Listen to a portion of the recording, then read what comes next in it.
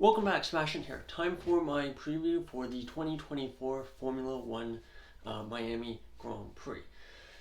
Miami Grand Prix, first race of 3 in the United States this year. I don't think it's a race that most people will have super high on their list of ones that they're most excited for, but nonetheless, I think it's good to have F1 back after a 2-week break.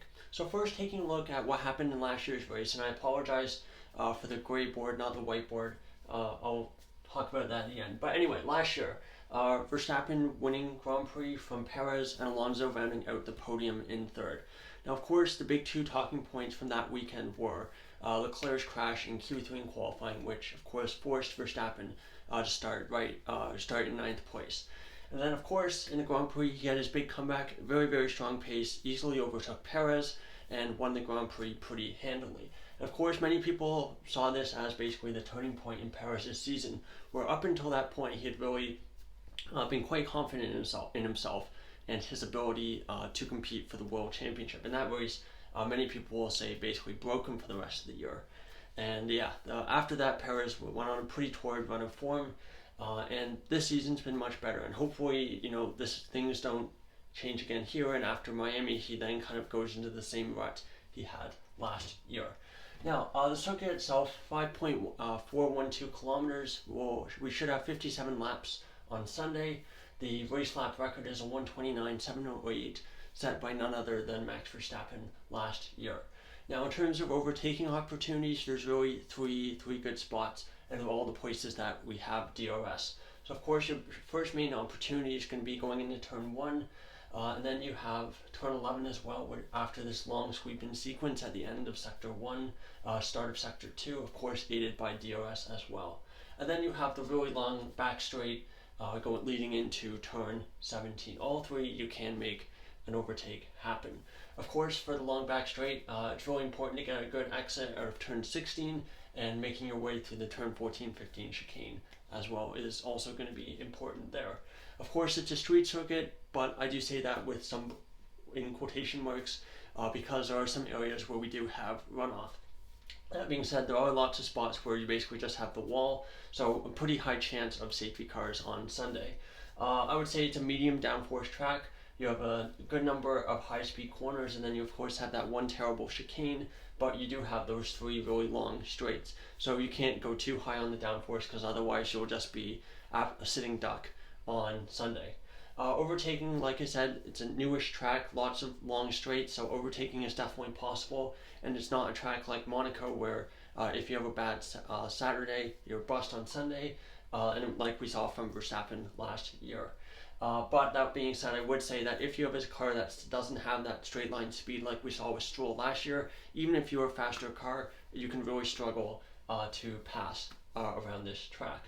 And of course, there's the last point at the bottom, which I'll get to at the end. Now, taking a look at the schedule for this weekend, another sprint weekend, having 2 sprints back-to-back, a bit of an interesting choice by F1, but nonetheless, here we go. So for Friday, FP1 12:30 local time, and then sprint qualifying 16:30 local time. So pretty late in the afternoon, a lot of these sessions, so it's good for me. I can wake up early and watch the races.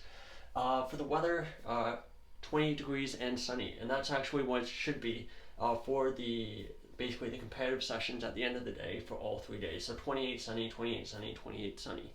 Saturday the sprint will be at noon, and then qualifying will be at 4 p.m. local time. And then Sunday, Grand Prix 4 p.m. local time as well. Tire compounds for this weekend, Pirelli will be bringing the soft C4, medium C3, and hard C2. So the medium 3 tires in the range, which kind of checks out with some of the corners that we have around this track. Now, taking a look at the historical data for qualifying, just to get a sense of who might be one to watch out for and who might struggle this weekend. Of course, we've only had 2 Grand Prix at this track, so not a ton of data, but just looking from all the drivers who have competed in both Grand Prix, the best drivers in qualifying, there's actually more than these 3 who got 100, but we have Norris, Bottas, and Verstappen have out-qualified their teammates at both races. For average qualifying margin, for Norris, 3.83, for Bottas, 3.51, and then for Verstappen, 0.28. And of course, as a result, 2 of their teammates end up in the worst category. So we got Zhou out-qualified by Bottas both years, Perez out-qualified by Verstappen both years, and then we actually have Tsunoda, 0% as well, margin of 0.173, out-qualified by Gasly the first year, and then out-qualified by De Vries last year. Now, moving on to predictions for this weekend. I think it's going to be pretty safe to assume that we're going to end up with a Verstappen win unless his car breaks down. After that, I think it's a bit trickier to say. I do think it's a bit of an all-rounder circuit, not high downforce, not low downforce either, and those kinds of tracks have really been suited Red Bull so far this year. So I think I'm going to go with a Red Bull 1-2. Last time out in China, Lando Norris and McLaren were much stronger than I think they anticipated, and conversely the Ferraris I think were a bit weaker, so that was a bit of a surprise. Let's see, for this last spot on the podium, who should I go with? I think I'm going to go with Carlos Sainz. Been on a pretty good run of form. China wasn't so great, but did a pretty good job. I think I believe the first race in Miami in 2022. So perhaps he can get back on the podium this year.